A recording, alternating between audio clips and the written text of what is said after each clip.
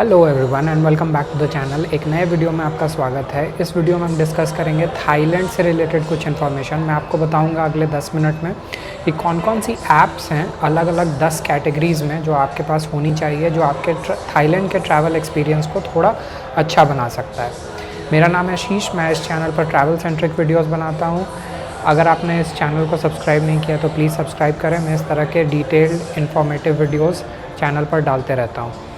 मैंने इस particular topic से रिलेटेड कुछ वीडियोस ऑलरेडी बना के रखी हैं, श्रीलंका और कंबोडिया से रेलेवेंट। मैंने उसके लिए एक प्लेलिस्ट ऑलरेडी डेडिकेटेड बना के रखा है। अगर आपने वो प्लेलिस्ट नहीं चेकआउट किया है और आप इन कंट्रीज़ को ट्रैवल करने के बारे में सोच रहे हैं, मैं उस प्लेलिस्ट को नीचे डिस्क्रिप्शन में पिन कर दूँगा और यहाँ आपको आई बटन में भी दिख रहा होगा। आप उसको गो थ्रू करके चेकआउट कर सकते हैं सारी डिटेल्स। तो विदाउट अ डिले इस वीडियो को स्टार्ट करते हैं। तो हमारी पहली जो कैटेगरी होने वाली है इस वीडियो में वो है फूड डिलीवरी। फूड डिलीवरी के लिए आप 2-3 ऐप्स जो हैं उसको प्रेफर कर सकते हैं थाईलैंड के अंदर। ग्रैब, लाइनमैन और बोल्ट, ये 3 ऐप है जो मेरे तरफ से रिकमेंडेड होंगी।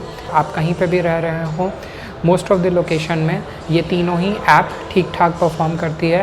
एंड मोस्टली जितने भी फेमस आउटलेट्स, कैफ़ेज़ और रेस्टोरेंट्स हैं उनका ऑप्शन आपको इन सारे ऐप्स में देखने को मिलेगा। ग्रैब तो एक तरह से लाइफ सेवर ऐप है साउथ ईस्ट एशिया में थ्रू आउट। कुछ ऐप्स जो हैं वो स्पेसिफ़िकली कुछ रीजन्स में चलती हैं, कुछ रीजन्स में नहीं चलती हैं, बट ग्रैब थ्रू आउट आपको साउथ ईस्ट एशिया में हर जगह देखने को मिलेगा एक्सेप्ट लाओस में ग्रैब वर्क नहीं करता, वहाँ पे कुछ और ऐप्स वर्क करती हैं। बट उससे रिलेवेंट जो वीडियोस हैं वो आगे मैं फ्यूचर में बनाऊंगा, और अगर मैंने ऑलरेडी वो वीडियो रिलीज़ करके रखी है तो वो मैं डिस्क्रिप्शन में मेंशन कर दूंगा। नेक्स्ट कैटेगरी आता है कैब या फिर इंटरनल जो मूवमेंट्स होती हैं ट्रांसपोर्टेशन, उससे रिलेवेंट कौन सा ऐप रखना चाहिए। उससे रिलेवेंट आप ग्रैब या बोल्ट यूज़ कर सकते हैं। थाईलैंड में अलग अलग शहरों में घूमने के लिए बाइक टैक्सी जो है वो एक बहुत अच्छा कन्वीनियंट और चीप ऑप्शन हो सकता है। बहुत सस्ते में आप एक जगह से दूसरे जगह जाने के बारे में सोच सकते हैं। इसके लिए आप ग्रैब से बाइक टैक्सी ऑर्डर कर सकते हैं। इमीडिएटली बुक हो जाती है, विदिन सेकेंड्स आपको बुकिंग कंफर्मेशन मिल जाएगा। एंड ड्राइवर भी यूजुअली पीक आवर में भी ऑन टाइम आ जाते हैं। एंड रिजेक्शन रेट भी काफ़ी कम होता है थाईलैंड के अंदर। किसी तरह की कोई परेशानी नहीं होती है। आप चाहें तो अपना कार्ड ऐप के अंदर ऐड कर सकते हैं, तो आपको कैश में पेमेंट नहीं करनी पड़ेगी।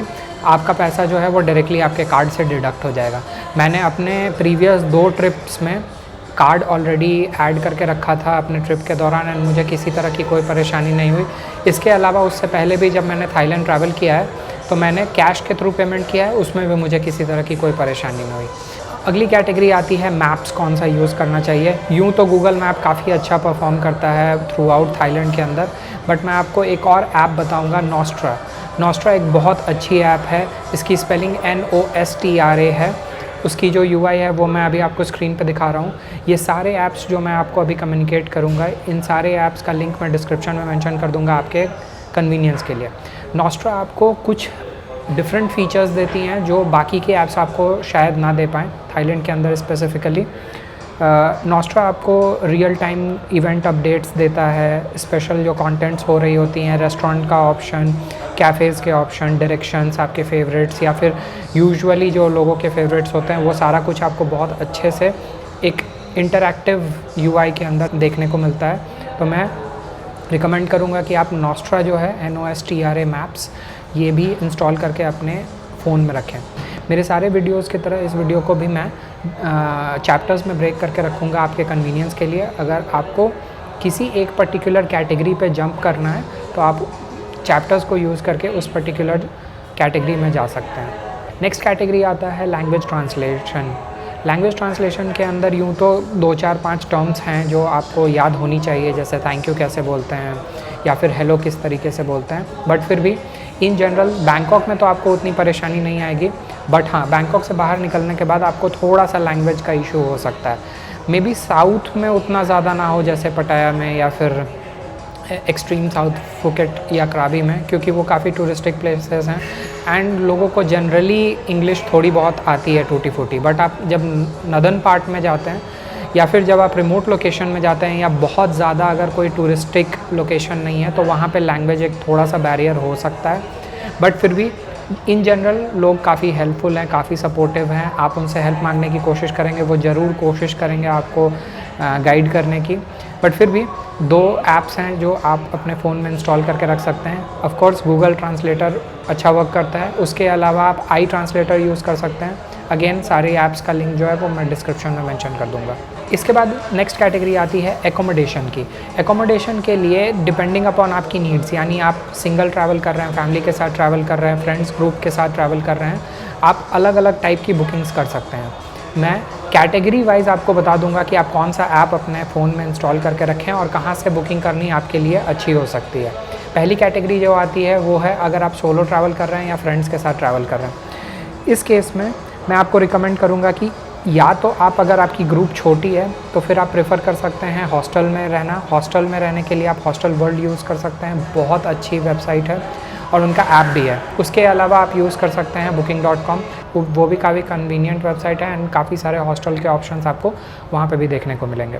बट अगर आप लॉन्ग टर्म के लिए ट्रैवल कर रहे हैं या फिर फैमिली के साथ ट्रैवल कर रहे हैं या फिर आप बहुत लार्ज ग्रुप में ट्रैवल कर रहे हैं फ्रेंड्स के साथ, तो उस केस में आप एयरबीएनबी भी ऑप्ट कर सकते हैं। एयरबीएनबी इन जनरल थाईलैंड में काफ़ी सस्ता है। बट फिर भी अगर आपको होटल्स में ही रहना है, मैं रिकमेंड करूँगा कि आप प्रेफर करें अगोडा। अगोडा में बीच बीच में कुछ कैशबैक के ऑप्शंस भी आते रहते हैं, तो कंपैरेटिवली थोड़ा सस्ता पड़ता है। उसके अलावा booking.com भी यूज़ कर सकते हैं, जहाँ पे आपको होम स्टेज़, अच्छे सस्ते होम स्टेज़ के ऑप्शंस भी देखने को मिलेंगे। मैं मेनली हॉस्टल वर्ल्ड से हॉस्टल बुक करता हूँ या फिर booking.com या अगोडा से। अगर booking.com यूज़ कर रहा हूँ तो होम स्टेज़। इन जनरल मैं आपको बता दूँ, थाईलैंड में बाकी बड़े बड़े शहरों की तरह 5 स्टार जो एकोमोडेशंस हैं वो उतनी एक्सपेंसिव नहीं है। काफ़ी सारे शहरों में पीक सीज़न में भी आपको सस्ता 5 स्टार एकोमोडेशन ऑप्शन मिल सकता है। ऑफ सीज़न या शोल्डर सीज़न में तो काफ़ी अच्छे कंपेटिटिव रेट्स में आपको थाईलैंड में किसी भी शहर में 5 स्टार एकोमोडेशन का ऑप्शन मिल सकता है। एंड शायद यही एक रीज़न है जब इंडियंस काफ़ी ज़्यादा इधर ट्रैवल करना प्रेफर कर रहे हैं, इंडिया में ना ट्रैवल करके साउथ ईस्ट एशिया में, बिकॉज साउथ ईस्ट एशिया में ट्रैवल करना थोड़ा कन्वीनियंट भी हो गया है। फ़्लाइट्स काफ़ी सस्ती हैं एंड उसके अलावा एकोमोडेशन काफ़ी सस्ता है। इंटरनल ट्रांसपोर्टेशन के लिए किसी तरह का कोई खिचखिच नहीं है। ऐप से आप बुकिंग करते हो, इमीडिएटली आपका कंफर्मेशन आ जाता है। कैब वाले जो ड्राइवर आते हैं, इन जनरल एक्सपीरियंस उनके साथ काफ़ी अच्छा होता है एंड किसी तरह की आपको कोई परेशानी देखने को नहीं मिलेगी। इसके बाद नेक्स्ट कैटेगरी आती है एक्सपीरियंसेस की। एक्सपीरियंसेस के लिए मैं 2 वेबसाइट आपको रिकमेंड करूँगा, उनका खुद का ऐप भी है। एक है वायाटोर और दूसरा है क्लुक। क्लुक मैं रेगुलर बेसिस पे यूज़ करता हूँ, मैं वायाटोर भी यूज़ करता हूँ और उसके अलावा मैं गेट योर गाइड भी यूज़ करता हूँ। बट थाईलैंड के अंदर मैं रिकमेंड करूँगा कि आप क्लुक से एक्सपीरियंसेस बुक करें, उनके पास ऑप्शंस काफ़ी सारे हैं। एंड वायाटोर भी यूज़ कर सकते हैं, वहाँ पे भी काफ़ी सारे ऑप्शंस होते हैं। कुछ एक्सपीरियंसेस के ऑप्शंस जो हैं वो क्लुक में थोड़े सस्ते होते हैं, कुछ एक्सपीरियंसेस के ऑप्शन वायाटोर में सस्ते होते हैं। क्लुक अगर आपने कभी यूज़ नहीं किया है, क्लुक एक्सपीरियंसेस बुक करने की एक बहुत अच्छी प्लेटफॉर्म है। अगर आपने कभी लॉगिन नहीं किया है तो मैं नीचे एक रेफरल कोड दे दूँगा, जिससे आपको 400 रुपये का इनॉग्रल बोनस मिलेगा, जो आप अपने 4000 से ऊपर की बुकिंग में यूज़ कर सकते हैं। इन जनरल लोग जब ऑनबोर्ड होते हैं क्लुक के अंदर तो उनकी रिजर्वेशंस जो हैं वो 4000 5000 की हो ही जाती है, तो मोस्टली केसेस में आपके लिए हेल्पफुल होगा। उसके अलावा आप थाईलैंड में काफ़ी सस्ते प्राइस में सिम बुक कर सकते हैं, आप पहले से प्री बुक करके जा सकते हैं एंड एयरपोर्ट पे ऑन अराइवल आपको ऑलरेडी एक्टिवेटेड सिम कार्ड भी मिलेगी, जिसको मैंने बहुत डिटेल में एक्सप्लेन किया है अपने थाईलैंड वाले इमिग्रेशन के वीडियो में। मैं अगर आपने वो वीडियो नहीं देखी है तो मैं उसको भी नीचे डिस्क्रिप्शन में मेंशन कर दूंगा और यहाँ आई बटन में भी आपको देखने को मिल रहा होगा। इसके बाद आता है currency exchange. Currency exchange calculation के लिए मैं यूज़ करता हूँ एक्सीमनी। एक्सीमनी का लोगो मैं यहाँ साइड में दिखा दूँगा आपको। काफ़ी कन्वीनियंट ऐप है। उनका जो मेन डैशबोर्ड है उसमें आप मल्टीपल करेंसीज़ के वैल्यूज़ को देख सकते हो एक बार में। यानी अगर आप मान लो इंडिया से ट्रैवल कर रहे हो टू थाईलैंड और फिर आप मलेशिया भी ट्रैवल कर रहे हो, 2-4 जगह और ट्रैवल कर रहे हो और आपको कंपेटिटिव रेट्स देखने की, जैसे इंडियन करेंसी में कितना MRP हुआ है एंड थाई बाट जो है वहाँ पे कितना प्राइस हुआ है एंड उसको आप कंपेयर करना चाहते हो मलेशियन रिंगिट के साथ या किसी और करेंसी के साथ वर्ल्ड वाइड, US डॉलर्स हो गए, यूरोज़ हो गया, तो फिर आप सारे का एक लिस्ट बना के अपने पास रख सकते हो एंड कंपेटिटिव प्राइसिंग देख सकते हो कि अच्छा इसका प्राइस यहाँ पे इतना पड़ रहा है, इसका प्राइस उस करेंसी में इतना पड़ेगा। तो एक अच्छा कन्वीनियंट इंटरैक्टिव डैशबोर्ड है एक्सी मनी का, मैं उसको लिंक कर दूंगा नीचे डिस्क्रिप्शन में भी आपके कन्वीनियंस के लिए। अगर आप चाहें तो उसको इंस्टॉल करके रख सकते हैं। रियल टाइम रेट्स दिखती हैं इस ऐप के अंदर। बट फिर भी अगर आपको ऐप नहीं भी इंस्टॉल करना है तो फिर भी मैं आपको एक शॉर्टकट बता देता हूँ। एक थाई बात इंडियन करेंसी में 2.4 से 2.5 के आसपास रहता है। जिस टाइम मैं ये वीडियो रिकॉर्ड कर रहा था अप्रॉक्सीमेटली 2.5 टू 2.52 के आसपास का रेट चल रहा है। उसके बाद आता है वेदर मॉनिटरिंग के लिए। वेदर मॉनिटरिंग के लिए मैं आपको 2 ऐप्स रिकमेंड करूँगा। एक है थाई वेदर, जो वहाँ की मेट्रोलॉजिकल डिपार्टमेंट है, उनकी खुद की ऐप है, काफ़ी अच्छी है, सटीक ऐप है, डिटेल्स यूजुअली ठीक ठाक देता है। उसके अलावा मैं रिकमेंड करूँगा weather.com। weather.com भी काफ़ी अच्छा परफॉर्म करता है। थाईलैंड थ्रू आउट जो है वो ट्रॉपिकल रीजन है एंड कभी भी बारिश हो जाती है। यूँ तो गर्मी काफ़ी ज़्यादा होती है बट फिर भी लोग थाईलैंड थ्रू आउट ट्रैवल करते हैं, यानी through out the year Thailand में कभी भी टूरिज़्म जो है वो स्लो डाउन नहीं होता है। इधर हाल फिलहाल के दिनों में ऐसी बातें चल रही हैं कि थाईलैंड जो है वो अपनी वीज़ा फ्री ट्रैवल पॉलिसी जो है, जो पहले 60 डेज़ की होती थी, उसको 30 डेज़ किया जाने वाला है। तो इस पे डेडिकेटेड मैंने ऑलरेडी एक चैनल पर वीडियो बना के रखा है, मैं उसको लिंक कर दूंगा नीचे डिस्क्रिप्शन में, आप चाहें तो उसको गो थ्रू कर सकते हैं अगर आप अभी हाल फिलहाल के दिन में थाईलैंड ट्रैवल करने के बारे में प्लान कर रहे हैं। वो वीडियो आप प्लीज़ गो थ्रू करें, आपके लिए थोड़ा सा कन्वीनियंट हो जाएगा ये समझना कि अभी करंट सिचुएशन क्या चल रहा है थाईलैंड के अंदर एंट्री रेगुलेशन से रिलेटेड, और आपको किस तरीके से थाईलैंड ट्रैवल करने के बारे में प्लान करनी चाहिए। इसके बाद आता है ट्रेन या बस बुकिंग से रिलेटेड कौन सी ऐप्स हैं जो मैं रिकमेंड करना चाहूँगा। इस कैटेगरी में मैं आपको ऐप जो रिकमेंड करूँगा वो है 12Go Asia। काफ़ी अच्छी ऐप है, उनकी खुद की वेबसाइट भी है, काफ़ी इंटरैक्टिव एंड यूजुअली बुकिंग्स जो हैं वो इमीडिएटली हो जाती हैं, 2-3 घंटे के अंदर आपको कंफर्मेशन भी आ जाता है। बैंकॉक के अंदर 2 मेजर रेलवे स्टेशन हैं। एक है उनका main central railway station Bangkok central, जिसका नाम हुआ लामफोंग है। मैं सारे लोकेशंस का लिंक जो है वो भी डिस्क्रिप्शन में मेंशन कर दूंगा। इसके अलावा एक और उनकी काफ़ी फेमस रेलवे स्टेशन है जिसको बांसवाई बोलते हैं, बट उसका जो एक्चुअल नाम है वो है क्रुंगथेप आफीगॉट। एंड ये जो है ये भी काफ़ी बड़ा रेलवे स्टेशन है। एक तरह से जो उनका मेन टर्मिनल अगर आप उसको देखोगे ना तो आपको लगेगा जैसे आप एयरपोर्ट में आ गए हो, इतना बड़ा है।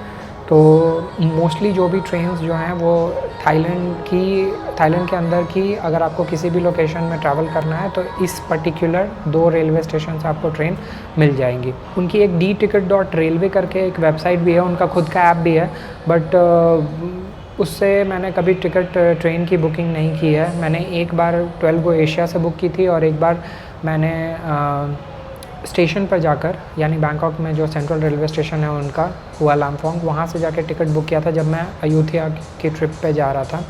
मैंने अयोध्या कैसे जाना है, क्या घूमना है, ट्रेन की टिकट, ट्रेन की जर्नी, सारा कुछ बहुत अच्छे से एक्सप्लेन किया एक वीडियो में। मैं उस वीडियो को भी नीचे डिस्क्रिप्शन में लिंक कर दूँगा और यहाँ आई बटन में भी आपको दिख रहा होगा।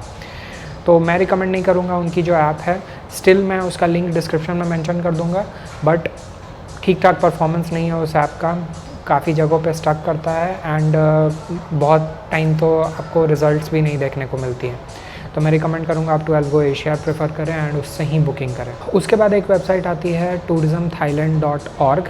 इनकी कोई ऐप तो नहीं है, मुझे अभी तक दिखी नहीं, अगर दिखती हैं तो मैं उसका लिंक डिस्क्रिप्शन में मेंशन कर दूंगा। बट ये वेबसाइट जो है ये काफ़ी ज़्यादा हेल्पफुल है। मैं जब भी थाईलैंड ट्रैवल करने के बारे में सोचता हूँ एंड जब कभी भी मैं एक आध रीज़न नया एक्सप्लोर करने के बारे में सोचता हूँ, मैं इस वेबसाइट को गो थ्रू करता हूँ। काफ़ी कॉम्प्रिहेंसिव वेबसाइट है, बहुत सारी डिटेल्स इन्फॉर्मेशन इस वेबसाइट में एंड टू एंड दी गई हैं, कैसे आप वहाँ तक पहुँच सकते हो, कौन कौन से लोकेशंस है जिसको एक्सप्लोर करने के बारे में आप सोच सकते हो। तो मुझे उम्मीद है ये वीडियो आपके लिए हेल्पफुल हुई होगी। अगर आपको ये वीडियो हेल्पफुल लगी है तो please consider giving it a like, share करें उन लोगों के साथ जो थाईलैंड ट्रैवल करने के बारे में सोच रहे हैं या प्लान कर रहे हैं या फिर थाईलैंड अभी ट्रैवल कर रहे हैं एंड इस तरह की डिटेल्ड इन्फॉर्मेटिव वीडियो अगर उनके लिए हेल्पफुल हो सके तो। एंड सब्सक्राइब करें इस चैनल को। मिलते हैं एक नई वीडियो में, तब तक के लिए stay safe, enjoy your life and keep travelling and take very good care of yourself. Bye bye.